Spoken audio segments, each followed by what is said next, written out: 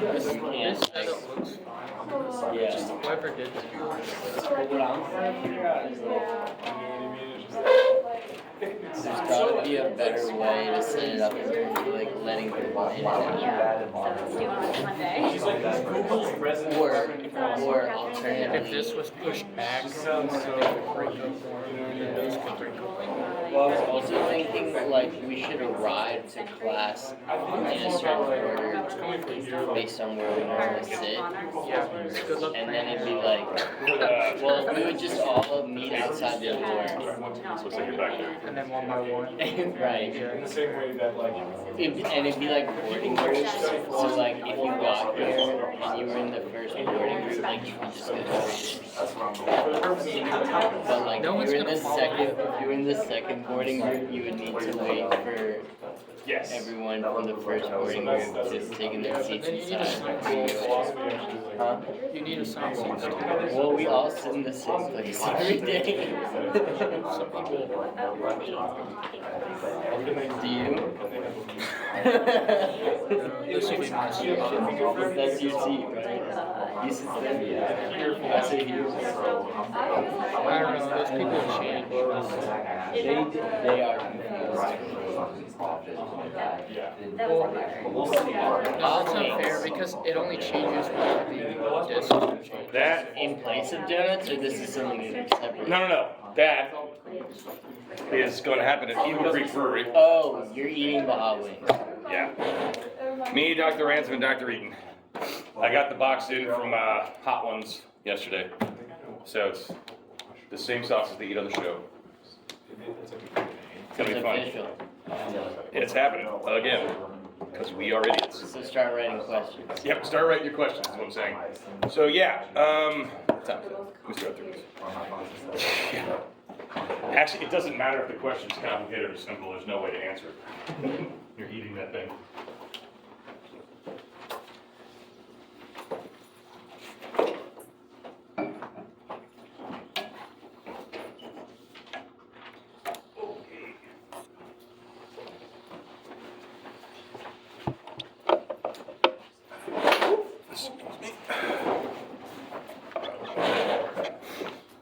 Yeah, so if you don't know what that is, what we're going to ask for eventually, I'm just kind of letting you know now so you can start thinking about it, is Dr. Ransom, Dr. and myself are going to be on stage at Eagle Creek Brewery, and we'll have 10 buffalo wings in front of us. Have you guys seen the show Hot Ones? Yeah. So that. And we got the actual sauces from that, and so what we need from you is to write up philosophical-esque questions that you want us to answer while we're in intense pain and suffering. Did anyone go last year? Who went? Okay. So, for those that didn't go, the way it works and why it's funny, it's not just because we're in pain, but when you're in that much pain, it's actually a brilliant way to interview somebody, because when you're in that much pain, it's really hard to lie. Because to lie, you have to keep it straight in your head. If it's the truth, you just say what happened, right? So like, it's almost like a truth serum. And it's also really hard to think when it gets like really, really hot. So it's fun. So think of questions that you want us to answer while we're in intense pain and have difficulty making up anything but the truth. One question from last year to give an example was, what would your favorite philosopher think about what you're doing right now? Yeah. I don't really remember what I said. I know I rambled for a while about Nietzsche and suffering. Is Nietzsche your favorite? No. Oh, okay. Not. Okay. And so Plato came up, and then Socrates came up, and then I think I did. I landed on that because I said Socrates would probably really like this because of what I just told you, which is when it's that hot, you can't say anything that you don't actually believe, right? You're gonna land on the truth. That's what Socrates' condition is. So it's like a truth and wine kind of thing. Yeah. Exactly. It's fun. It's great. Cool. How are you guys doing? How's everyone doing? Good. All right, so everyone except for some, like, I've emailed you otherwise, but everyone should have their comments now, yeah? Mm-hmm. Okay, and everyone's new comments worked? Mm-hmm. Okay, that makes me happy. Close this door, we'll get started. So today is the section of the Republic that is perhaps the most famous leading up to the allegory of the cave, which actually kicks off book 7, right in the beginning of it. I think we'll probably just get through the whole thing and kick right through the allegory of the cave, because it always sort of perplexed me, like why Plato put it there, considering it ties in directly to what's going on, the stuff we're talking about today, which is the distinction between like opinions and knowledge. But that said, where did we leave off? What did we talk about last time? What? That's a good question. Oh, good question. Let me rephrase. What did we talk about in general? What a philosopher should be. Very good. So what a philosopher should be. So what kind of attributes does Plato think that a philosopher should have? Or Socrates?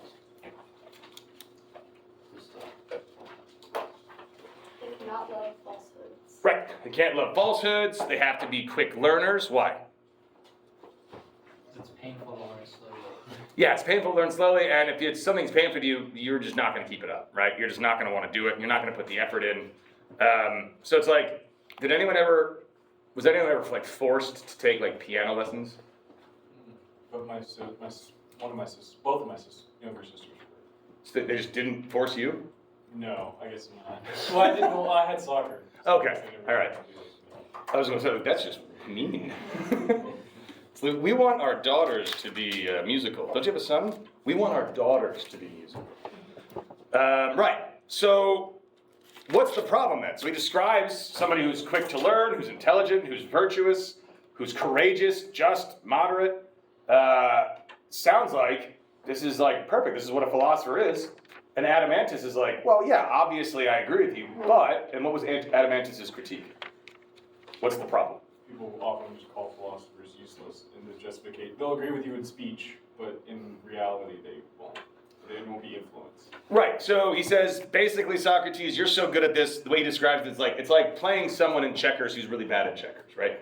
They listen to you talk and they're just trapped, right? They're just sitting there and they have nothing to say, no rebuttal, nothing to do. And they'll say they agree with you because they're trapped, but that doesn't mean they actually do, because at the end of the day, when I say philosopher, and when I say we should have philosopher kings, in fact, I don't know if you guys remember this, but in the last presidential election, if I'm not mistaken, it might have been the one before it, one of the Republican candidates said, we need more plumbers, less philosophers.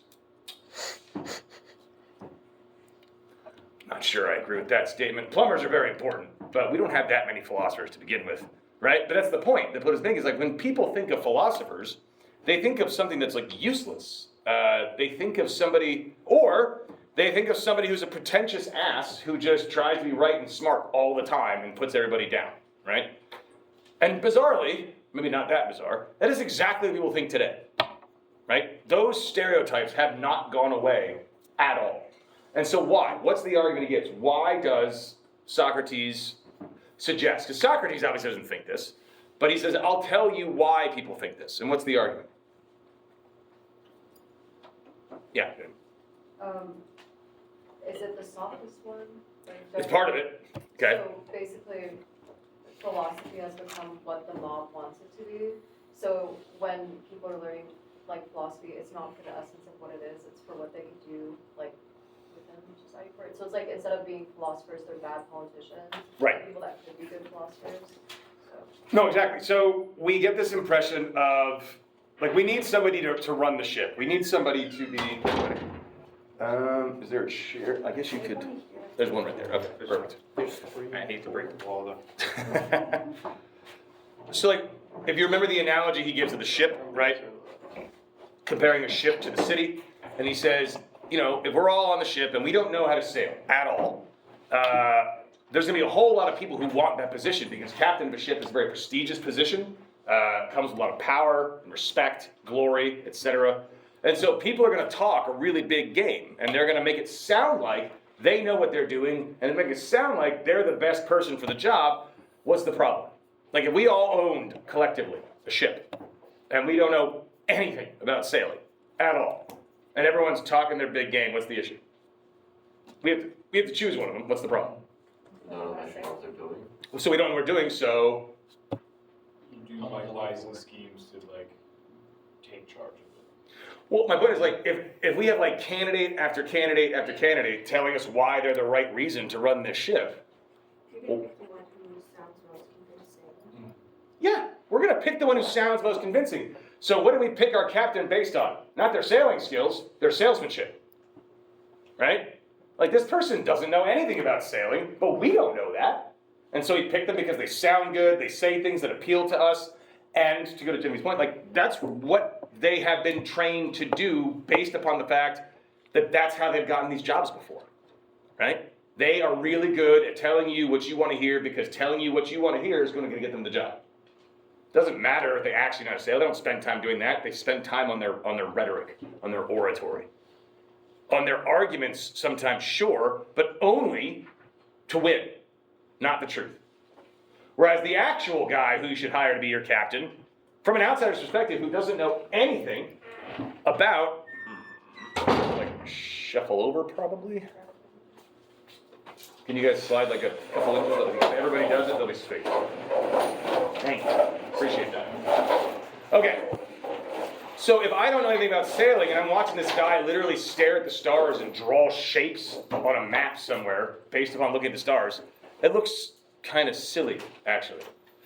You ever watch, this happens a lot in sports, you ever watch people do drills for sports to correct behavior that they're like, because they're overcorrect, like, so to correct it, you have to like exaggerate the opposite, so it looks ridiculous, like high knees. Imagine if you just knew nothing about sports and you walk on a field and people are like kind of skipping with their knees, like waving in the air, you're like, what the fuck is wrong with these people, right? Because I don't know what that's good for, and so if I knew, I'd be like, oh, that's doing this, and that's why they do that. But with the person who's charting, navigation, I don't know anything about it, so it looks foolish, it looks useless. Like, what possible good could staring at the sky for 5 hours do, right? This guy sailed in the 7 seas, he told me. And so, philosophy looks useless because the people who claim that philosophy is useless don't know what philosophy is, one, and definitely don't know what philosophy is good for. That's the most important part, and what we're going to talk about today. They don't know what philosophy is good for. And so, because philosophy has this bad reputation of being useless, the people that would be good philosophers, Socrates tells us, aren't allowed to become them, because their parents don't let them. Does that sound familiar to anybody? You should be doing something practical and useful with your skills. But what's the problem? You end up taking business classes. The point being, you end up going into politics because that's where all the glory is and that's where all the power is. But politics, throughout history, it's just been a viper pit, right? Corrupt individuals vying for power. You cannot help but be influenced by that. And the very same qualities, this is the important part, the very same qualities that would have made you a great philosopher and a great person are the things that make you a terrible one. I think the example I gave last time was, let's say you're on the right side of you're on a just war, and you have the courage to stand your ground on the battlefield, and you're fighting off enemies, and while you're gone, your general burns your house to the ground and imprisons your family. Well, a weak person would be like, shucks. But a strong, courageous person is going to take vengeance, and maybe that kind of assault against them, they're not going to just stop with the general, they're going to burn the whole thing down. Because they have the commitment and they have the willpower to do it. And those traits, those qualities were just pushed into the wrong direction. So Plato is not only saying, right, that the problem with philosophy as far as the outside perspective goes, people think it's useless. He's like, it's really dangerous because we're trying to find these people and educate these people who have these qualities that would make them great individuals.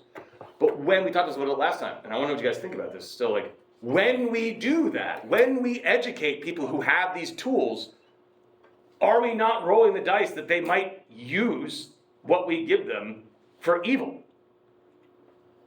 Right? Yeah.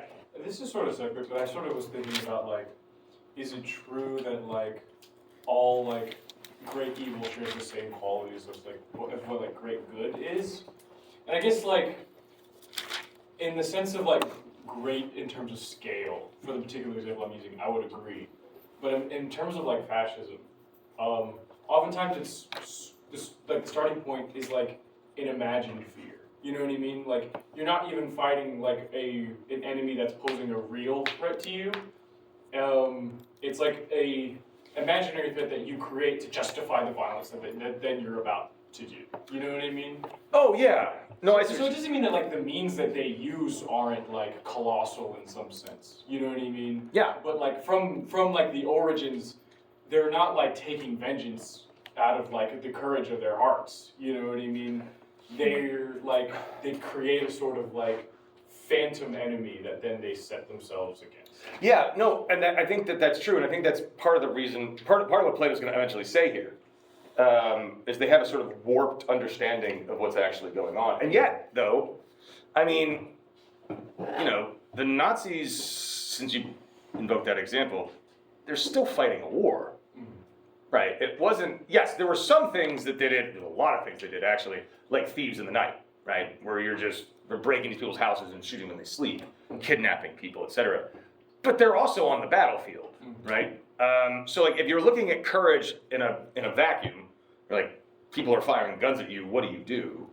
Like some people will just cower and run, and some people won't, right? And the people who would achieve great things for the justice of the place, and I think you know this, like it's the same scale, right? But you are right that they will create phantoms, and that's the danger though, because we can all do that. We all sort of can create these truths out of shadow. Yeah. I guess to know that this is like coming from like existentialism, is that even if like there is a soldier who like bravely marches into like Middle Earth, but for the sake of like Did you just say Middle Earth? yes. Yes. But like I am all in. Let's like go. they bravely march into the battlefield for the sake of the cause. Right. But the only reason that they have such dedication to the cause is because like they've sort of like foregone like a conception of themselves, and they've sort of given up their identity to what the cause is.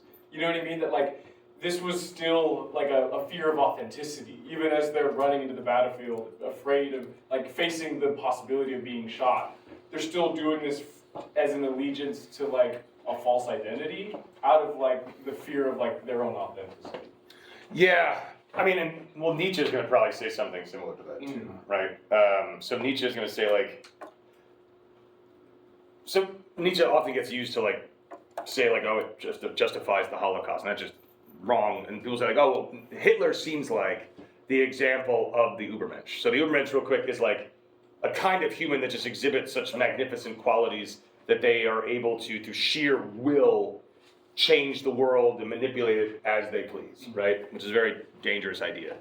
And so people say like, see Hitler as an example, like he just took, and by force and power. And if you actually read Nietzsche, you would realize that what Nietzsche would say is like, no, Hitler's actually part of the ressentiment.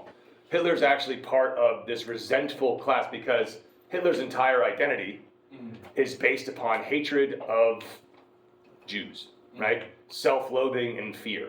And so he has to claim power so he can rid himself of this baggage. Whereas the truly great person, there wouldn't, think about how much of Hitler's identity or the Nazis' identity is wrapped up into the hatred of the other.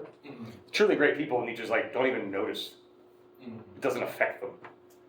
So they wouldn't do something like that. So maybe that's part of what's going on here too, is this idea that like, if we are not careful and we don't educate people properly, or we allow people to become corrupted, that fear, that corruption, that hatred is going to guide their actions, and then we've given them these tools that should be used for good, but they don't even know. It's almost like you don't know what you're doing. And Plato would say that. He's like, these people are like walking around blinded by ignorance.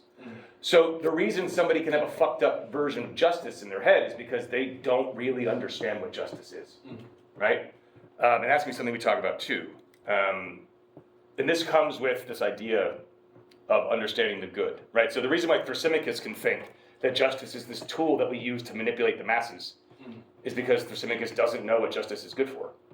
Same thing with anyone who's going to act in that way. The reason they're acting in that way, why they're so blindly allegiant to some, overlord, like Sauron, for instance, would be because they simply just don't understand certain concepts. And if they had that understanding, then they wouldn't act this way. For Socrates in particular, this is something that happens in a lot of his dialogues.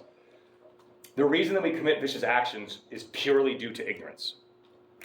So the only reason that you would ever do something that would harm yourself or others in a way when they shouldn't be harmed is because you are ignorant to the context or the circumstances or the consequences. So the example I always give in my intro class, many of you already know this one, but if you weren't in my intro class, when he says that no one harms themselves knowingly, people think that that's very common. People harm themselves knowingly all the time. Like the example I always give is smoking. Smokers know, everyone's like, that it's harming you. Like I used to smoke, for 15 years I smoked. And trust me, I knew it was bad for me. I had 3 grandparents die directly from smoking-related illnesses. And yet I kept doing it. And do you know why? Because my grandfather, on my dad's side, didn't. And I looked like him. Wow. That checks. I tracked the logic on that. It's sound. No, seriously. I didn't know, I knew that smoking was hurting me or could kill me, but I didn't know it did because, my grandfather lived to be 90 years old. He died because he fell and he broke his hip and they got an infection in the hospital. Smoked 3 packs of Cowboy Killers a day for 70 years. Nothing. Right? And so the idea is I do the bad thing because I don't know it's hurting me. And if I knew, the example I always give is God says, 1 more cigarette and you're getting cancer, I wouldn't smoke another cigarette. But also, the more intelligent you are, the more you can convince yourself of the lie. Exactly. Okay. And that's the problem. That's a really good way of putting it. The smarter you are, and he even says, the most dangerous person you can encounter is a corrupt, clever person. Because if I'm clever, I can convince you and myself of just about anything. And that's why we always act in such a way for Plato as if we're doing the right thing, right? We act for some perceived good. There's something Aristotle takes and runs wild with it, but for Plato too. We act in ways that we think that's good to act. Why else would you do it, right? And so when you're doing something that's obviously evil from our perspective, not from theirs, right? So that's the issue. And that's the problem. That's where ignorance is going to come in. And this is what we're going to get to right now. All right, good recap. So, and so just as some paper topic ideas from that, 'cause it's cool. I do think a cool paper topic idea would be something about whether or not philosophers have an obligation, or we, right, as people who are studying philosophy, have an obligation to educate people. Or if you believe, because the deeper you get into philosophy, right, it's all fun and games and intro, right? And then you start reading stuff like Plato's Republic for real, and you start reading things like existentialism, which calls into question morality in a very serious way. When you start reading these things, you realize that these are dangerous ideas, right? Every time I teach Nietzsche in my intro class, every time, there's always one kid in the back of the room that's like, yes! And I'm like, fuck, that guy's gonna murder someone. So these are dangerous ideas, and they can be very easily misinterpreted or willfully misused, right? That happens a lot, where people, the easiest thing to think of is Scripture. People manipulate and they weaponize Scripture for their own purposes, right? Whether they're aware they're doing it or not, right? But if they are aware they're doing it for some perceived good to do it. They're like, well, it's worth doing for that reason. So the question I think would be a cool paper is whether or not we have to take care of should we gatekeep this stuff? Should we limit who gets to learn it? Knowing the danger that these ideas could cause and the harm these ideas could cause. Or is that irresponsible? Because the more you know and the more people know, right? So it's weighing these things. I think it's a fascinating question. All right. So moving on to 503. Actually, a little before that. Let's start at 501e. He said, or that such a nature follows its own way of life, isn't as completely good or philosophic as any other, or that the people excluded are more so or not. Then they will still be angry when we say that until philosophers take control of a city, there'll be no respite from evil or either city or citizens. And the Constitution we're describing in theory will never be completed in practice. So he doubles down on that. He's like, despite the fact that everyone thinks that philosophers are useless and or cruel, that's a misconception. So until we have real philosophers, people who have all of these qualities and yet are not corrupted, they need to be the rulers. Now a little bit later, 503c, he starts saying another problem we're going to run into is that there are going to be so few of these people because they need to combine seemingly sort of disparate traits, right? He's like, look, you have these people who are going to be like easy learners, good memory, quick wit, smartness, youthful passion, high-mindedness, and all the other things that go along with those who are rarely willing to grow together in a mind that will choose an orderly life that is quiet and completely stable. For the people who possess the former traits are carried by their quick wits wherever chance leads them and have no stability at all. In other words, think about yourselves. Think about what kind of person you are. I am always looking for something new. Like, I get bored very, very, very easily, right? So I also have really, really bad ADHD. So something distracts me, I go learn that for 5 minutes, then I give it up, then I go over here and learn this for 5 minutes, then I go do this for 5 minutes, then I'm over there for 10 minutes. And I never can sit still. And part of doing philosophy properly is slowing down and really sitting with these ideas and calmly thinking about them. And not just jumping from idea to idea to idea to idea to idea because you get bored. You have to really struggle and sit with this. And it seems like the very thing that would make easy learning, which is all those traits, is the opposite of what you need to actually absorb it. On the other hand, he says, people with stable characters, now I associated with the first person, and then when he said that, I got a little offended. So people with stable characters, who don't change easily, who aren't easily frightened in battle, and whom one would employ because of their greater reliability, exhibit similar traits when it comes to learning. They are as hard to move and teach as people whose brains have become numb, and they are filled with sleep and yawning whenever they have to learn anything. Right? So the very qualities that would let you learn philosophy properly are the ones that are preventing you from doing it. And so, like, to find someone who has all of the good traits combined from these two things would be exceedingly rare. And so he says a little later, they have to be exercised in a lot of different subjects. Some people, we start testing these people. If you remember, he says that we have to test our guardians when we're raising them with pleasures and pains. Like, can they withstand the pain, right? Are they going to be tempted by the pleasures? Same thing. We have to, like, force them to learn all this stuff. And they have to learn the most important subjects. And he starts off by saying, like, well, what's the most important subject? What's the most important thing that we could study? Is it justice? Maybe. No. Why not? Why is justice not the most important subject? Sounds like it would be. What could go wrong? Oh, at least injustice? It could lead to injustice, and often does. Why? Because you can manipulate it, because Yep. justice is to the advantage as well. So if you're Thrasymachus, it didn't lead him down a good road, right? Why did it lead Thrasymachus astray? He was studying justice, and he comes to the conclusion that justice is literally a tool used by rulers to keep the people in line. It's a ruse, right? You've been duped. If you think justice actually matters, it doesn't. So why then, what's more important than justice? Knowledge of The good. the good. Why? So that is at 505A. Knowledge of the good. Why?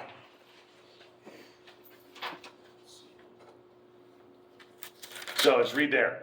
And I suspect the latter. This is the 505A. For you've often heard it said that the form of the good is the most important thing to learn about. Now, when I read that, I was like, have I? Like, have you guys heard that aside from me? That the form of the good is the most important thing to learn about? Probably not. I would imagine like justice, right? Taxes, Taxes, yeah. business, Business. that's a lot. Yeah. I mean, it's better to know the good, because justice, you only need justice if there's injustice. And if everything is good, you don't need justice to solve injustice. I mean, yeah, ideally true. And how do we guarantee that everything actually is just? Well, wouldn't we need to actually know what justice is? And as I was saying, the only way to actually know what justice is to know what justice is good for. This is how we get these warped understandings of justice. This is how we get people who think eye for an eye is justice. People who think other ideas, like that everything is equal for everybody is justice. And other people think, well, that's not true. If I work harder, I should get more. That's justice. Those are contradictory ideas. So how can we have contradictory ideas of what something is? It's because we're lacking some kind of insight. And the insight we're lacking, he says, is understanding of the good. So if you keep reading, the form of the good is the most important thing to learn about, and that it's by far the relation to it that just things and the others become useful and beneficial. Think of it this way. If I handed you, if you had never, ever, ever heard of baseball, and I handed you a baseball bat, you don't know what that bat is actually good for. So what did I just hand you if you've never heard of baseball? A club, a weapon. Now, is it effective at that? Yes, it is. But that's not what it's actually good for. You don't really know what that thing is because you don't know what that thing is good for. In order to know that, you gotta know the good, yeah. I was gonna just like say based off that Russia actually imports the most amount of baseball bats every year, and they don't play baseball. The most? Yeah, like they're the #1 importer of baseball bats per year, and they don't even play baseball. That's a fun fact. Some scheme with the Astros. So, as he's saying this, we have to know that good. So he goes a little further and he says, besides that we have no adequate knowledge of it. And you also know that if we don't know it, even the fullest possible knowledge of other things is of no benefit to us, any more than if we acquire any possession without the good of it. Or do you think that it is any advantage to have every kind of possession without the good of it? Or to know everything except the good, thereby knowing nothing fine or good? What good is an object, a possession, if you don't know what it does? What's the point of having it? You ever see videos of little kids where they give them like technology from the 80s? And they're just like, what? How do you? They have like no idea what to do with it. And then when you show them, they go, oh, right? And they're like, why, this is dumb. But because at first it's just like a hunk of plastic. Like you hand them an original 8-bit Nintendo. It takes like an hour to figure out to put like the cartridges in and push them down to turn it on. But if they didn't figure that out, they don't know what it's good for. It's just a hunk of plastic. It's useless. Like if you don't know how to drive, what is the point of owning a nice car?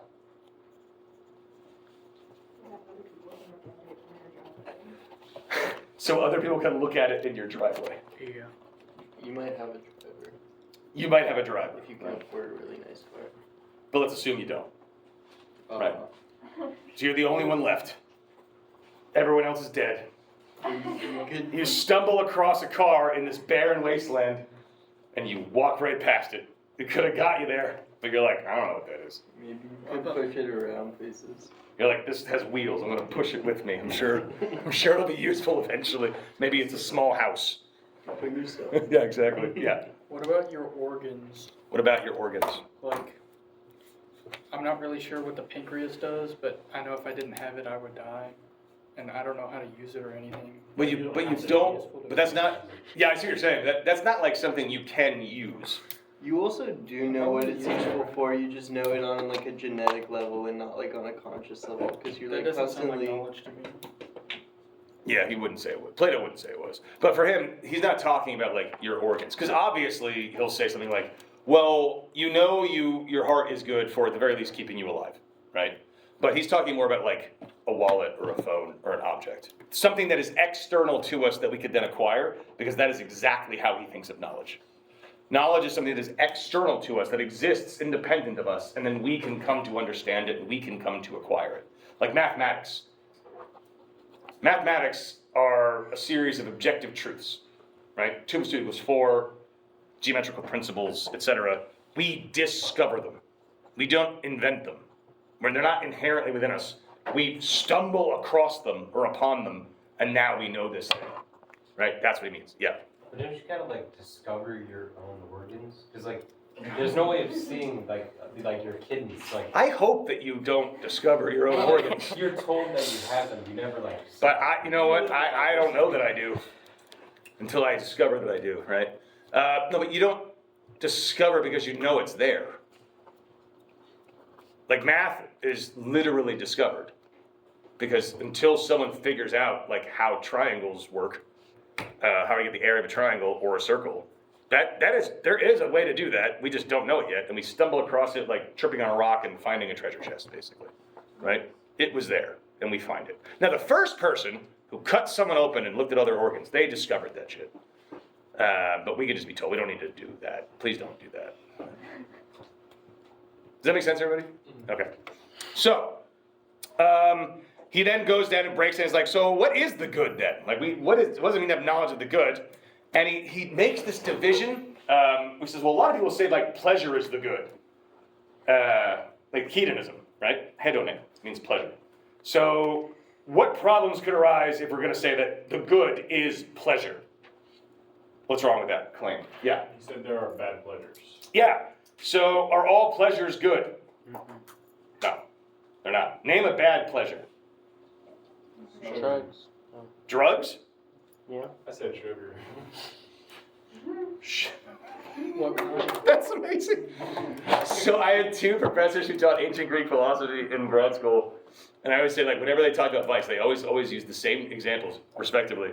One of them always talked about cocaine, like a lot. And I don't know if you know anyone that does cocaine, but people only talk about cocaine casually when they do it, right? And they, like, he would be like, yeah, so you go to a club, you put a little something on your nose, now you're having a good time, but it's not good, right? And you're like, I think you're on cocaine now. And the other professor, whenever he said doing something bad, it was always eating cookies after midnight. So sugar. And they hung out together. What kind of parties they had, I don't know. But yeah, so sugar is not necessarily bad, but like, we'll just say, yeah, heroin. Right? Heroin, I am positive, not because I've done it before, but it has to, I actually did get mainlined 3 milligrams of Dilaudid before, because I had a kidney stone. That was awesome. Not gonna lie, I was in a hospital, a doctor did it, they said okay. I remember when they're like, here's what we're gonna do, because I was in a lot of pain, like shaking, I was in so much pain. And they're like, we're gonna do this, and I gotta admit, part of me went, like, I was like so excited, like, oh, if anything goes wrong, there's a doctor right here. And as soon as they did it, I was like, I totally get why you shouldn't do this. This is really, really good. Like, your pillows become like friends. It's awesome. I think I told you, so that's the time where the doctor kept calling me Mr. Larkin, but I had just gotten my PhD 3 days earlier. And it's after like the 4th time of him saying Mr. Larkin. I don't remember this. Pam told me I did this, but I believe her. Apparently I went, I'm gonna tell him that it's Dr. Larkin. She's like, please don't do that, Duds. So the guy comes in, here's his chart, and he says, Mr. Larkin. I'm like, it's a doctor. And he went, like a medical doctor? And I apparently went, no. And then passed out. Yeah. Oh, my friend sent me like a whole video of like when they were on morphine at the hospital, and they were like, oh, I see why my aunt loves this stuff. That's awesome. No, but exactly, like, it obviously is pleasurable, right? Obviously, that's why people get addicted to it, but it's not good, right? So pleasures can go wrong. And knowledge doesn't quite work. So we're saying knowledge of the good is knowledge. It's like, okay, well, that seems a bit like, so what is knowledge good for? Like, don't we have to know the good first in order to think that knowledge is good? Right? So it gives us this circle, and that becomes a problem. So then they just sort of force Socrates into a corner, because he keeps talking about how, like, the good is important. So this is 506b. It's actually really kind of important to see. He says, well, Socrates, it doesn't seem right for me, doesn't seem right to me for you to be willing to state other people's convictions, but not your own, especially when you've spent so much time occupied with these matters. What, do you think it's right to talk about things one doesn't know if one does know them? So he's basically pushing him about opinions and knowledge, etc. And he finally gets Socrates to agree to start saying something. And he says, okay, if I'm going to do this, I have to start talking about what becomes known as the theory of the forms. So the best way to do that is, we kind of touched on it last time when I was talking about, like, whether or not that thing, which we would call a chair, and this thing, right? So or beanbag chairs. We talked about this, right? So whether or not a beanbag chair is a chair. How do we figure out if a beanbag chair is a chair? What do we have to know?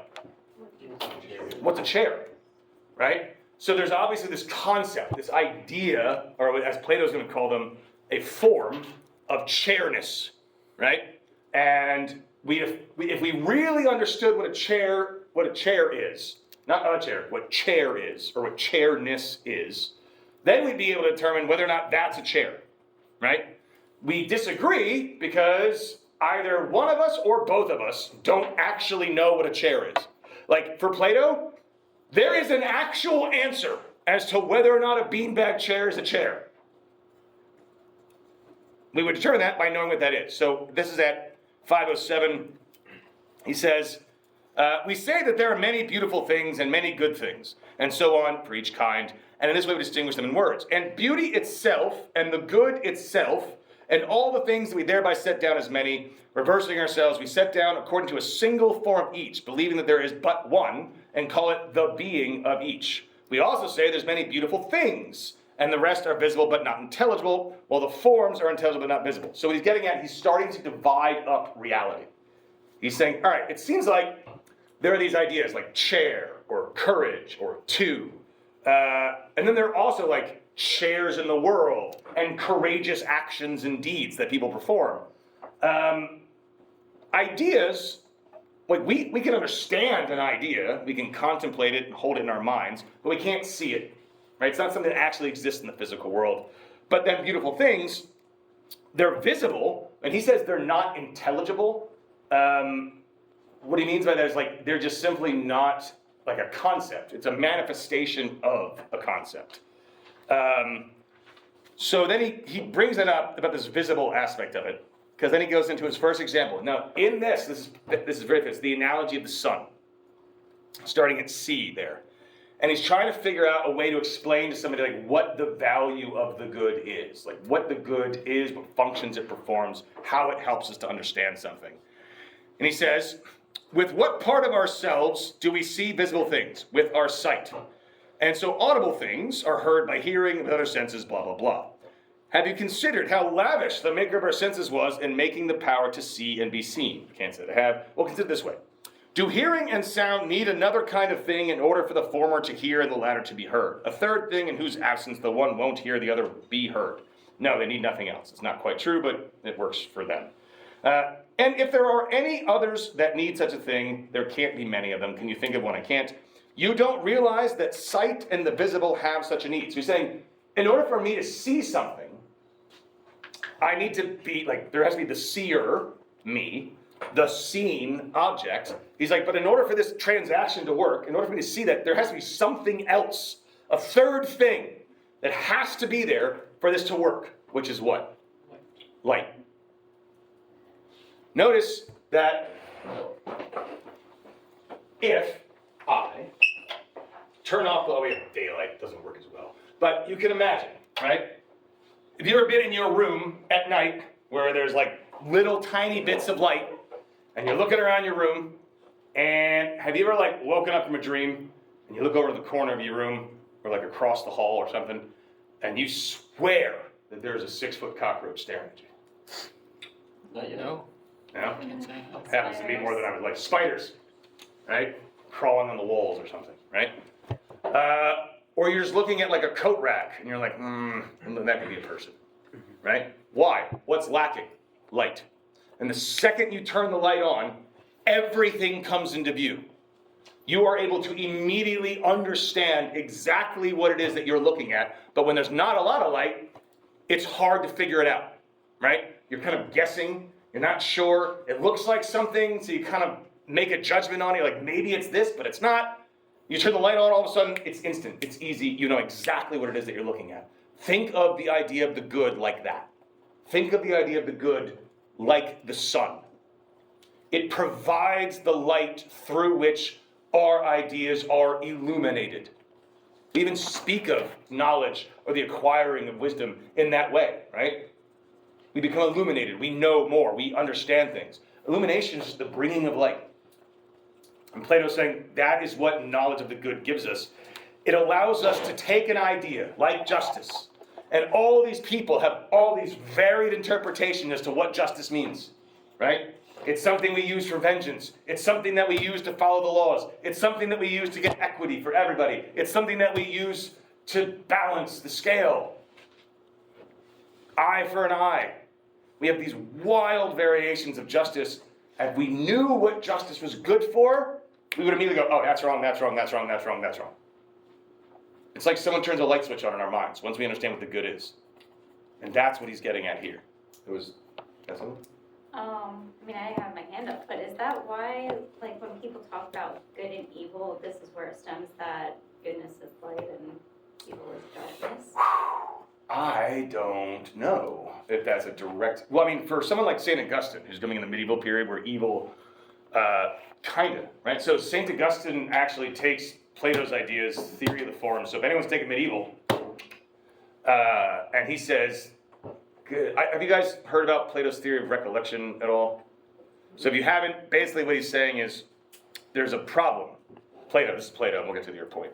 For Plato, there's a problem with learning because it seems like, we did talk about this, right? The Meno paradox where, right? Like if you already know something, you can't learn it because you already know it. And if you don't already know something, it seems like you can't learn it because if you don't know it, then how do you know you learned it when you did? Right? The example's like, everybody go find me a snipe.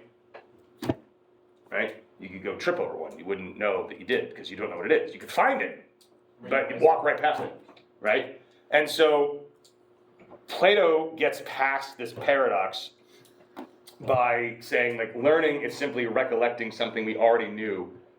He thinks and believes in like reincarnation. So like we learn all that, we encounter these ideas in their pure forms, we kind of have them, then we get bored and forget them, so we're just remembering them. Augustine modifies that and says, he's right that learning seems impossible, but it's kind of like we're sort of stumbling around in the dark.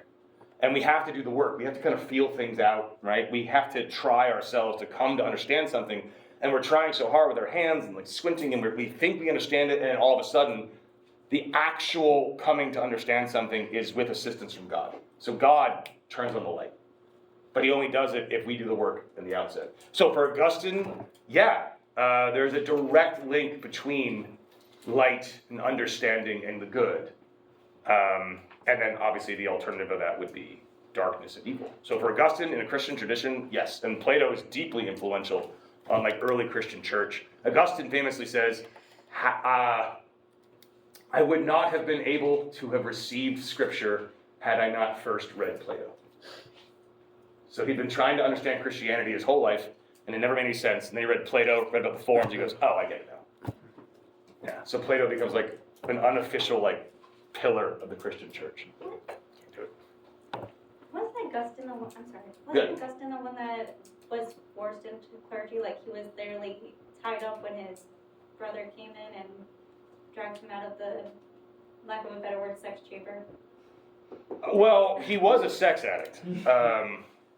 So he famously wrote in his confessions, Lord, please give me chastity, but not yet. So, all right. So, the sun not only illuminates things, it provides us with the light, we need to think of it, but also think of it like the sun in the sense that the sun provides heat and warmth.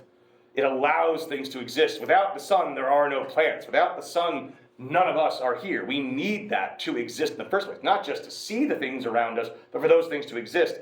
He's kind of implying that as well. He's saying the good, the idea of the good not only allows us to understand what something is, the idea of the good makes something what it is.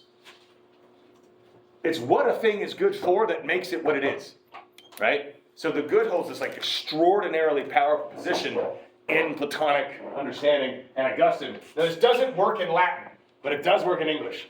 So I often say like, for Plato, the good is the origin of everything, and from the good you get like courage, and you get justice, and you get like, I don't know, car. And if you're Augustine, you just do that. Everything just comes from God instead. So that's why a lot of people who are reading Plato in the middle of a period, they're going to say like, Plato is basically describing these Christian ideas.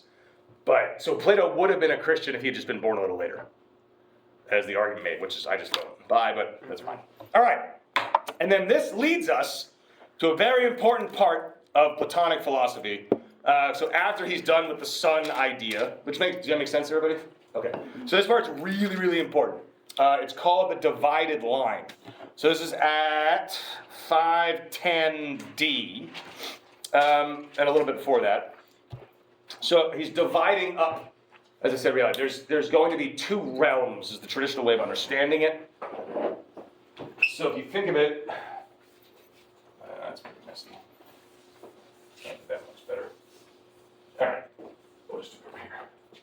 So everyone, you see the chart there, but it's easier to just kind of explain it.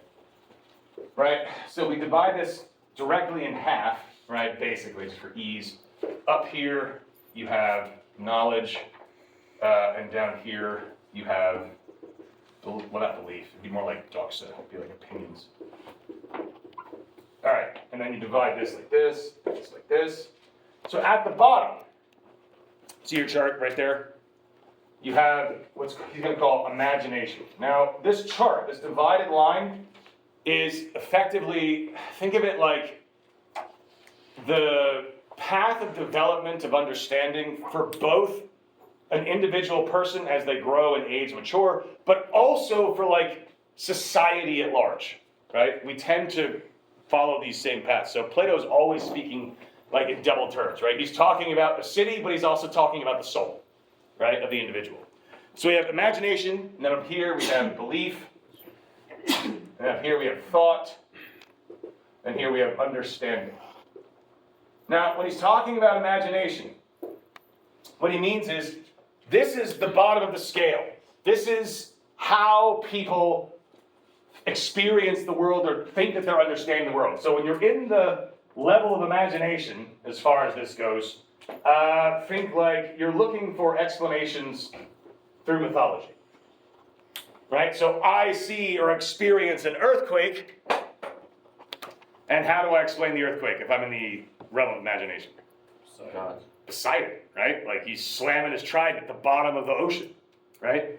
Is that actually what's happening? Not even close. Something is happening though, so why would I make it up? He's like, well, because humans don't like to not know or understand. Think about how horrifying that would be. Not only is the earth shaking, and cracks are forming, and people are falling in. I've never been in an earthquake, I don't think it's that bad, right? But I also don't know why that's happening. Imagine how horrifying it would be if a mountain exploded in front of you and you didn't know what happened. Like it's already pretty bad, and you're like, I didn't know mountains could explode. What else can explode? Right? That's a weird one. Or like lightning. If you don't know what that is, it's horrifying. Fire falling from the sky. And so what do? We invent things. We invent reasons. We are able to say, well, the fire coming from the sky is Zeus, who is angry and throwing stuff. And the reason why that's very valuable to me is like, I regain some kind of control. Like, I can appease Zeus. I can make the right sacrifices. And if my house still gets struck by lightning, I must have done something wrong, and so I can figure it out. Like, it's not random. It's not chaotic. Have you guys ever seen the movie Halloween? The original from 1970s. Okay. So, in future iterations of the Halloween movies, after the first one, Jamie Lee Curtis's character became Michael Myers' sister. Right? And they're like, that's why he's going after her, because it's his sister. John Carpenter, who wrote Halloween, who gave up the rights because he was a first-time director, was like, you just ruined why that movie is scary. The reason Halloween is scary is because Michael Myers is going after these women and trying to kill them randomly. Which means it could be anyone. There's no reason at all why he chose them. They were just there. That is way more horrifying because you're like, oh, leap off. I'm not the sister of a psychopath. I'm good. Right? So the not knowing is horrifying, so we invent reasons. Socrates compares this kind of understanding to shadows. Right? Something is there, but you're not really getting the full picture of it. Then you go up to belief, and here you know myth is wrong, and you start looking for like understanding the world through the physical world, right? So like you recognize that like, all right, a chair is a chair, a tree is a tree, earthquakes are caused somehow. I don't really particularly understand the ins and outs because I'm not an expert in it, but like I understand there's some sort of physical explanation for what's going on. And this is still not in the realm of knowledge for him. me thinking that I know what a chair is because I can see this and feel this and touch this, right? Or I know what a tree is because that right there. But we run into the problem. He's like, the physical world around us will never be able to give us knowledge. We went over this a little bit way back a couple days ago. Why? What's going on in the physical world constantly? Change. Everything in this world will eventually break down, right? And so there's nothing permanent about it. If I'm going to claim that I know something, if you remember, knowledge is about what is. Think Parmenides. Unchanging. Because if knowledge, well, can knowledge be about what is not? No, why not? Because it's not. Good, right? And if something's constantly changing, like whether or not it's hot outside right now, some might say it is, some might say it's not. That's a matter of opinion. And the thing is, whether or not this is a manifestation of heat is literally up to like our particular perspectives, which change all the time. But he notices that like some things that we experience in the physical world allow us to take the next step. We cross the barrier over and we end up in the realm of thought, which is the first step into the realm of knowledge. I think these two different realms, basically. So the first, we breach the barrier, and this is where we start talking about mathematics. Specifically, he's talking about things like geometry. Why? Why is geometry the first step to like true understanding? It's abstract. It is abstract, but it's also what? Not abstract. Why? Because you can apply it to the physical world. Where am I getting my ideas of circularity from? Where am I getting my idea of equality from? Just kind of make it up as you go along. Yeah, just make it up. To each their own, you know. Is it like deduction? So, have you ever actually experienced equality in the world? Yeah, How? Where? I'm sure I've used a scale before. Somewhere. What do you mean? Like weights on the scale. How do you know the scale's accurate? Because like they go like this and then it's flat. Come on, Larkin. Duh. No, but seriously, how do you know the scale is accurate, right? So you're saying, because it's, you know, it's even. How do you know that you're actually seeing it flat even? All right, so, hang on. If you go to like a lat pull down machine and hang on it. Oh yeah, you can tell.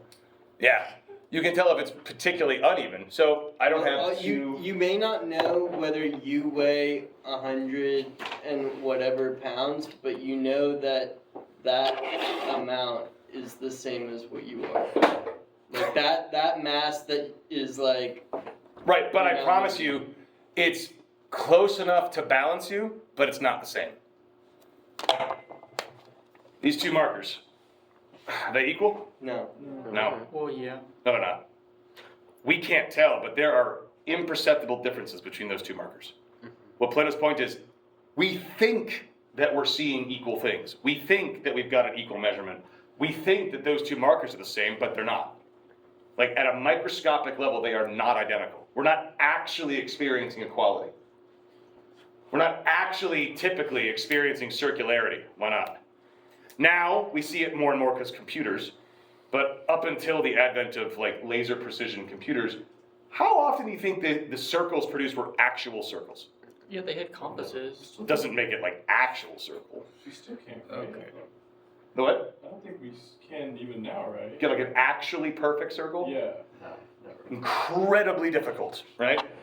And then he's getting it, it's like, we experience things in the world that look like a circle, like that clock, right?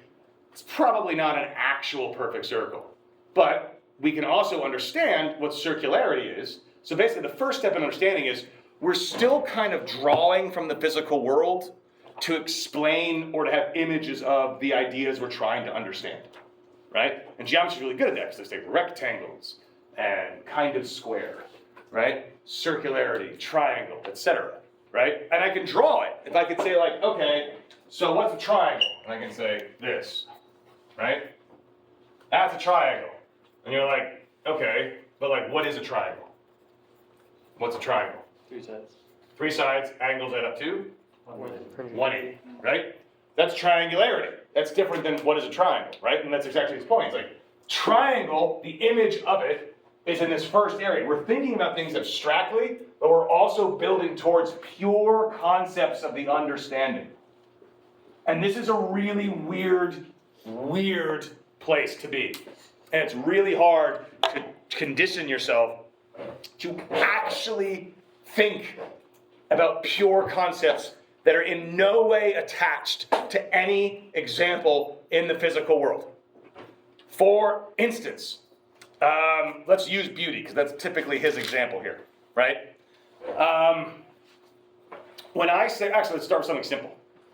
When I say dog, right? I want everyone to just clear your mind's eye, pop an image in there. When I say dog, all right, everybody got it?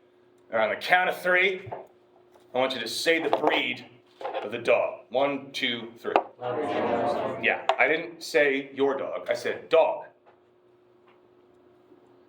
So you all attached it to a specific dog. I was thinking that you guys would actually think about like dogness, right? But notice when I say dog, which is a concept, you all thought of a dog.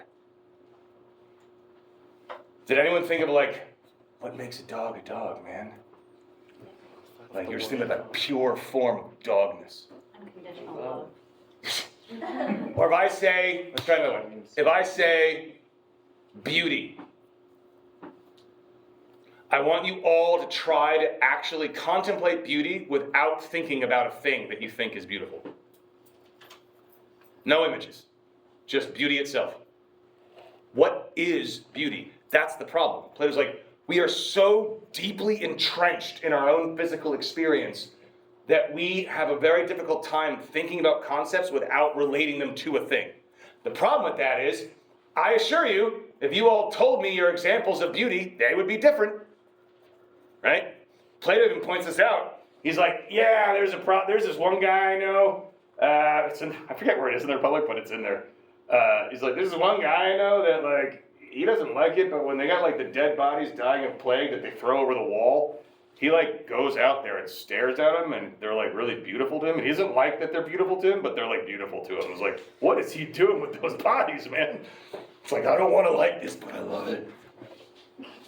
Right? So he's like, that guy experiences beauty, or those bodies is beautiful. Some people think certain people are beautiful. Some people think that they're not. Like Angelina Jolie, never understood it. I don't get it. I think she looks like an alien. But everybody else is like, you are wrong. And I'm like, I don't. Like whatever standard of beauty we're operating under is not the same one, right? Or when someone says beauty, maybe you think like, I don't actually consider physical beauty to be beauty. I think the person on the inside is beautiful. And they all go, aww. So notice how beauty can be interpreted in a ton of ways, but we're always going to be applying it to something, right? Plato wants to get away from that. He's like, if I really want to know what beauty is, I can't be relying on examples. Because if I'm like, all right, this marker is beautiful. And you're like, I now know beauty less because I don't get that, right? So any example I give, it's subject to my own biases, my own senses, the way that I experience the world, and it becomes subjective. That is not what knowledge is. Knowledge for Plato is objective. There actually is a definition of beauty. Like 100%. And if we are good enough at dialectic, if we're good enough at like really pursuing knowledge, we should, in theory, come to be able to truly know what beauty is. We could truly know what courage is. And we're not defining courage through specific actions, because that is going to fall into the same problem as to whether or not a beanbag chair is a chair. Like Aristotle has a problem with this. Later on in Aristotle's Politics, he starts saying like, truly courageous actions are like, are akin to when men die on the battlefield, not from disease in bed. So according to Aristotle, if you're dying of pancreatic cancer and you're facing that head on with your chin up, that ain't courageous. And you're like, what? Seems like it is. And so there's standards, and Plato's like, if we could actually figure this out, and think about this, that would mean if I actually knew what beauty is, someone would say like, well, I think I'm beautiful, and you're like, you're not though. And let me explain to you why, because this is what beauty is, And you ain't that. What do you guys think? Yeah. So like, can I take it back to the analogy of the sun for a second? Sure. So. By the way, that's the whole thing. So yes, let's go back. So like, the problem with that analogy for me is that the sun only illuminates stuff on the surface, and it still like creates shadows within, like, you know, just, it still creates shadows. Yeah. So I'm thinking about like the analogy of the cave and how like they're sitting there and they have the light that's projecting the shadows, and they think it's like actual physical things that are associated with like physical like properties, but it's not actually what they're showing. Yes, but remember, the light in the cave is not from the sun. The light in the cave is a fire pit behind. So real quick, let me just do the cave, and then we'll come back to this so everyone knows we're all on the same page. So if you can imagine that you are all chained up. So place like, imagine like a cave where everyone's a prisoner, and you have always been imprisoned here. I don't know how to explain that. It's just go with it. It's a thought experiment. Just, I had a kid last that I taught this was like since we were babies, and I was like, sure. And he's like, who would do that? I was like, I don't know. You're right. So imagine you just always been chained up, and you're always facing, can I turn this on, actually? Okay, so you're in this dark cave, you're always facing forward, you've never looked at anything your whole life, imagine none of that is there, right? And all you see before you are just shadows, right? So, you know, you see like a duck going, right? Or like a bird, that's how you do this way. Right? Right, bunny, rabbit, etc. And that's all you ever see, right? And so for you, the shadows, as he was pointing out, is reality, because that's all you know. That is imagination, right? Then, one day, someone very brave breaks free of their chains, turns around, and notices there's a giant fire pit, and there are people holding poles with wood carvings, and they're marching in front of the fire, and those carvings are projecting, like, the shadows. I always want to know, like, who are those people? Like, who got that job? They're like, why are we doing this? I don't, anyway. So you go, oh, okay, so the shadow's not real. And notice, the wood carving is going to have way more detail than the shadow does. So the shadow's the imagination. The shadow, like, literally isn't a thing at all, right? It's a copy of a copy. Mythology isn't real. It's about what is not. The shadow is not really a thing. It's a projection of something else. So the wood carving represents belief. Now physical is like, oh, okay, that sculpture of a squirrel is causing, I can't do a squirrel, is causing the squirrel shadow. And then you think to yourself, like, what else is there? So you go past the fire pit, you sneak past, right? And then you kind of go all the way up the cave, and then you end up at the top of the cave, you jump out of the cave, and that happens. Exactly. That sucks. You guys ever like left a bar when you thought it was still nighttime? I have. No. It's the sun hits you and the shame. You're just like, oh. It's really horrifying because your eyes are like you guys when you first on, like the light hits you, and it's really hard to adjust, right? You keep trying to like make your eyes go back to the way that they were, and it's like, and then eventually over time, like I'm sure it's happened by now, what happens to your eyes? They adjust. So when you first hit the cave, everything's kind of fuzzy. You're trying to make things out, but you can't quite. You're like, that kind of resembles the sculpture of the squirrel. And then eventually, your eyes adjust, and you can see things as they really are. You're in the sun, as it were, right? And then what happens is, you try to go back down in the cave. He says the philosopher tries to go back into the cave. And he tries to tell everybody down there, hey, there's all this stuff up there. You've got to go look at it. And everybody says what? Hard pass. Yeah, they don't believe him. It's not that they don't believe him, they don't want to check it out. They're like, nah, we're good. I'm happy in my little bubble of ignorance. Now notice, something Plato points out. Before the guy breaks free, and by the way, the guy that breaks free is the philosopher. Yeah?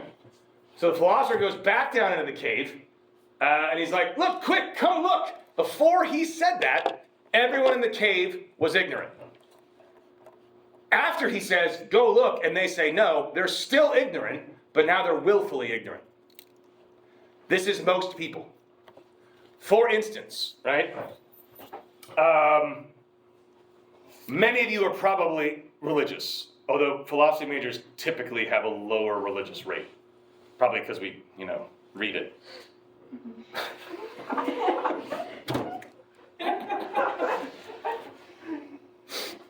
That came out way funnier than I thought it was going to. But think about people who are religious and they say like, I am Christian. You're like, did you know there are other religions out there? They're like, yeah, I'm aware of them. Have you read any of their books before? You probably should. Like, you might. How do you know that you're right? There's other options. They're like, I'm good. It's like, but like you could just read it and find it's like, nope, not gonna do that because I'm right. I like my religion. It makes me feel comfortable and safe. It's like, but what if you're wrong? And they're like, that isn't really the point. That's not what they say, but that's what's going on. For Plato's like, the reason people stay in the cave is because they're comfortable and it's scary. Because at the end of the day, all of our beliefs are rooted in what we believe to be true. We think that the things that we believe are true, and that is why we are so quick to defend them and get angry when people challenge them. We don't want to be told that our beliefs are wrong. But if you think about it, what Plato is pushing for, and he just says the problem is like, this is the problem, because people don't stop to realize that it's not the specific belief that actually matters, it's the fact that you think that it's true.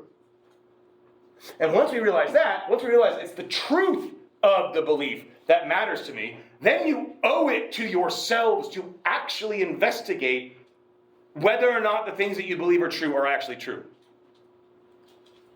And yes, is finding out some specific worldview that's like integral to like you as a person, you believe that it is false? If you were to find out tomorrow that this is all a lie, right? This is the Truman Show, if you're not actually in university and all the work you did was just a game show for us, that would suck. But then you'd be like, well, I'm kind of glad I know now, right? At least some people will be. Other people are like, I really wish I didn't know that, right? People like this idea of ignorance is bliss.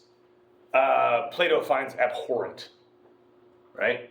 Because what is the point of living your life if you're acknowledging that you could possibly just be living in absolute ignorance?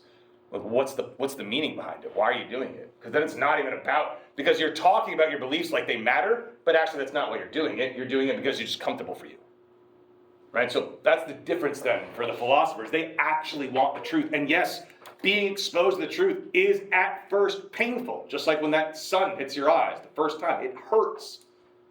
But then you adjust, and most people won't go with you, right? And that's the distinction he's going to make then. He's talking about what learning is, a little further in book 7, which we'll get to next time. He's like, learning is not, because the philosopher goes down into the cave, right? And the philosopher's like, there's all this stuff, and if people are like, well, just tell us about it. He's like, that's not what learning is. So me telling you all this right now, this isn't learning. This is me telling you shit. Learning is when you go to write your papers. When you read this and you wrestle with this and you try to figure it out for yourself. Now, I can point the way. The philosopher's job is to point you in the right direction, right? Or at least a direction, right? Say like, there's the door to the cave. I'm telling you, I went up there, there's stuff up there. You should go look at it. You making that journey, that's learning, not just memorizing stuff. And I can't do that for you. Only you can do that. And it's hard, and it's a struggle. But for Plato, obviously, he thinks it's worth it, and he thinks if you actually ask yourself seriously, the way in which you live your lives, you think that too. But most people are just simply too scared to do it, or it's too hard. So ask yourselves, what's the point? Why are you all here? Why are we doing this? Does philosophy actually have any value to you? That's the questions. That's what Plato is trying to get at. So, with that said, what do you guys think? And that's the most famous thing Plato does. I don't think it's that great, but probably because I've read it a lot. But it is very famous, and it is a cool idea. This idea that people, the thing I like most is the right after the cave, where like people don't go for themselves to check it out, right? Because it is scary. But basically Plato's saying if you don't investigate your own beliefs, then you're a coward. So what do you guys think? Have you seen the light? Have I seen the light? That's a loaded question. I would, if I'm answering you honestly, I would say I probably didn't consider myself a true philosopher until the last 5 years. And I've been doing this since I was 20 years old. Yeah, I considered myself a student for a long time, but like, it's very recent where I was like, oh, I actually do this, and I love this. Like, for the right reasons, finally. So, yeah, it takes a long time. It takes a long time to like really wrestle through it all and to really go through it and then ask yourself like why you're doing it. So I'm sure many of you guys are doing it for a grade, many of you doing it for careers, many of you doing it, that's different than what Plato's talking about. Now, can philosophy do all those things? Yeah, absolutely. It will make you better at whatever, and Plato admits that too. He's like, but the real philosopher is doing it for the knowledge itself, for the joy of learning. You still got 4 minutes, everybody. Any other thoughts? But no, I've never had like an epiphany moment. That would be scary. Yeah. What were the other reasons? What reasons? Oh, for you, did you spend the last 5 years, like, the right reasons? Oh, let's see. I would be, for instance, writing papers because I wanted to get tenure, right? So I was writing as much as I could to meet some kind of standard that the university gives to decide whether or not I belong here. And that's very time-consuming and stressful. So I wasn't writing papers because I wanted to write that particular paper. I was writing it because it was an idea I had and I knew I could get a publication, so I did it. Right? It's very different than now. I read exactly what I want to read. And I write exactly what I want to write. And it's a very different experience. And so I encourage you all to write your papers that way. I think I said that for your pre-Socratic papers, which is I want you to get creative. I definitely don't want you to write papers that you think I want to hear. I want you to write the papers that you want to write. And if they're experimental, they're experimental. And I gave you all comments, there's things that you have to do to make sure that the scholarship is rigorous. But philosophy is one of the few subjects that you actually get to be creative. So do it and be creative. Write the things that you want to write and experiment and have fun with it and, go from there. Yeah, definitely don't get caught up in grades. It's the worst thing you can do. Everybody's doing fine. Nobody got a C. So, great work, everybody. But yeah, stuff like that, right? Grad school was a nice transition for me because like grad school, pretty much everybody gets an A. Like as long as you turn your shit in, you get an A because they don't want to take your funding away. If you fall below a 3.5, they kill your funding. So like if a friend of yours in grad school gets like a B+, you're like, oh fuck, what did you do? Because you just kind of assume you get an A. But that way it takes the pressure off of like getting an A or a grade, and you just start writing the papers that you want to write. But yeah, the professionalism of philosophy was a hurdle that had to be jumped over by me. So when are you going to become a philosopher king of Statesboro? Oh, well, I can't reveal my plan. I'm working on it. Yeah, I don't want that. I really, really abhor politics. So that's what makes you perfect for the job. I know. That's why I don't want it. But I'm serious. They're like, that's what you should do. I was like, no, you're not hearing me. I get it, and there's an obligation. No. I like what I'm doing. I'll educate the next round. I'll be that guy. Yeah. So wouldn't the professionalization of philosophy be an adherence to what Plato's discussing? Because then you're just utilizing philosophy you're not enjoying it, so you kind of hinder your own capabilities. Yeah, so I would argue that the professionalization of philosophy, for those that don't know, like professors we have to publish, right? And it like more esteemed, like the R1, Princeton, Harvard, Yale type places, professors have to publish like 3 articles a year just to keep their job, essentially. So you have to like publish, and you're like writing these like super minute things, and you talk to these people, and half of them, in my opinion, half of them have forgotten why they fell in love with philosophy in the first place, right? And that is the opposite of what Plato would ever want. Right, because that winds up leading to corruption. Exactly. You get corrupted, and then you end up with mean, arrogant philosophers. Or useless ones who are writing about papers that literally don't matter. Right? The goal and why I think we should all be doing this is because we think that this matters. It can matter. So make it matter. All right, that's it. See you guys. That joke about the and it reminds me of Daniel Sloss's joke.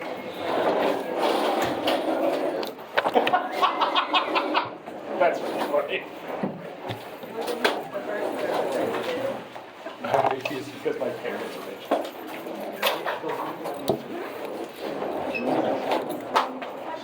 Yeah. About the second paper. Yeah. So I previously do that, asking about writing about Yeah.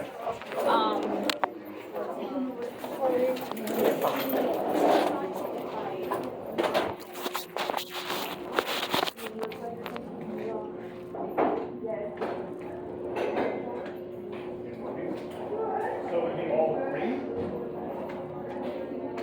It might be too long. Why don't you write it on either board first, and then obviously Plato's whole thing first. Actually, no, it might work. You can say, here's Plato's take, and here are two alternate takes. Yeah, probably work. Because Aristotle's short and sweet, right? It's like he just says this, and it's not even really an argument, he just says it. So yeah, I think you should really have both. Yeah, go for it. So, yeah.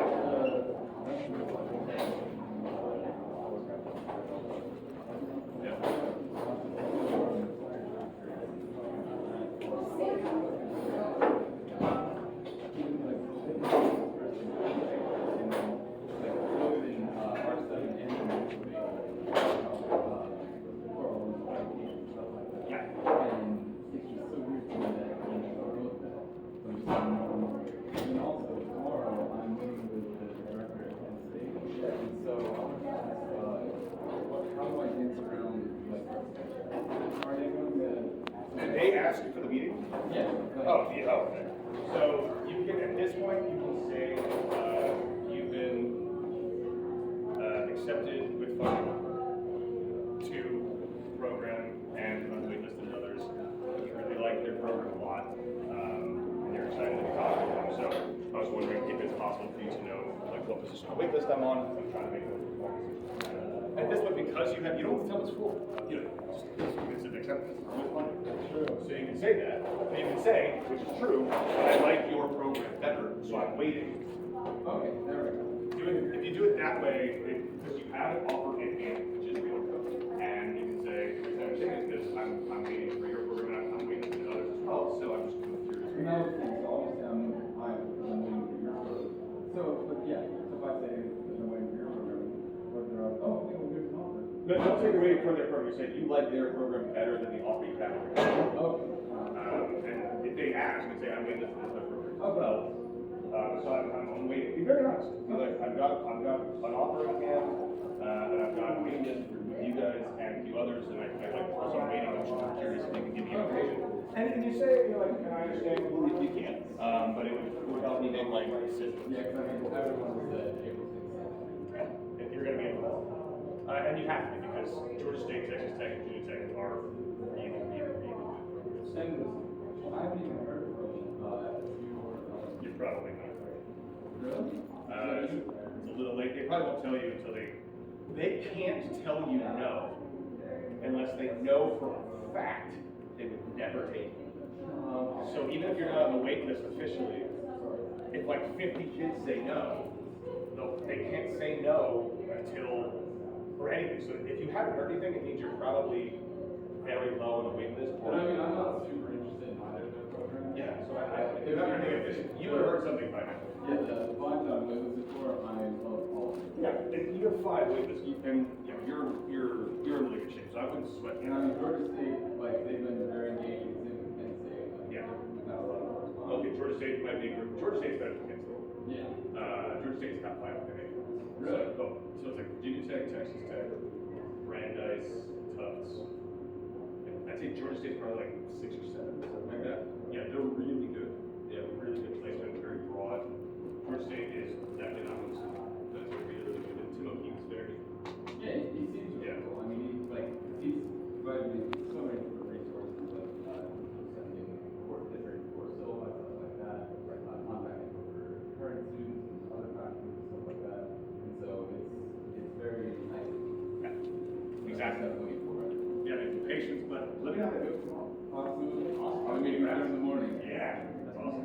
Have a great night.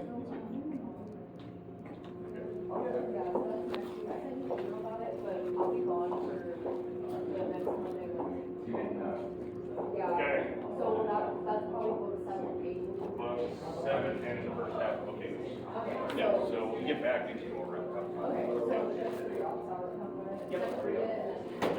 Perfect. Let's do that. Thank you. Have a good one. Just confirm your office hours Friday, Yes. I can do. Okay. Sounds like fun. Okay. See I'm you. gonna try to get the first draft of these paper done. That'd be perfect. It'd be great. I'm gonna work on it now, it's bad weather and I can't do coding and stuff, bad weather with my connection. Right. So I'm just gonna break floss. Perfect. Worry about coding tomorrow and a little bit of Friday. Excellent. Well, then we'll meet up on Friday. Sounds like a plan.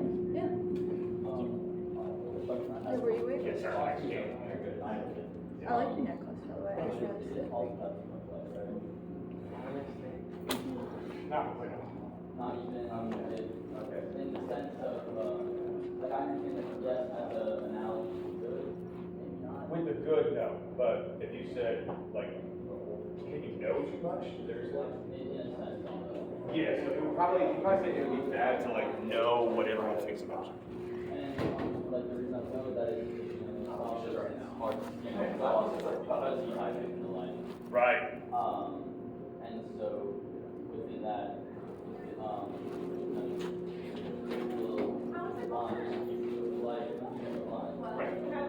I see what you're saying.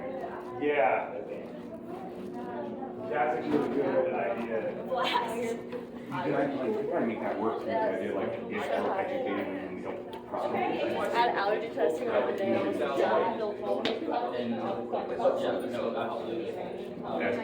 Tomorrow we need it. Yeah, like the child orgy. Who let that? Who greenlit that? Him. A bunch of Hollywood pedos, probably. Chartreuse color. I think that. Pennywise. Child orgy. What's up? Yes, I didn't get a chance to respond, but I did get it.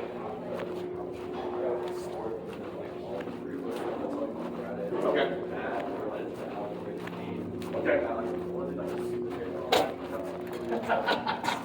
That's awesome. Yeah, we'll be in touch.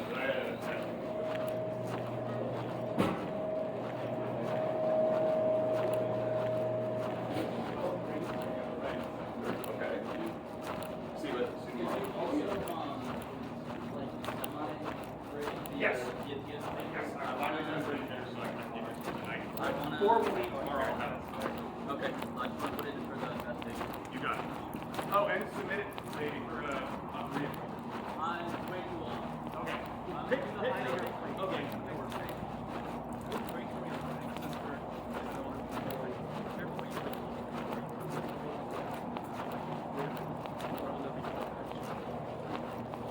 Wait.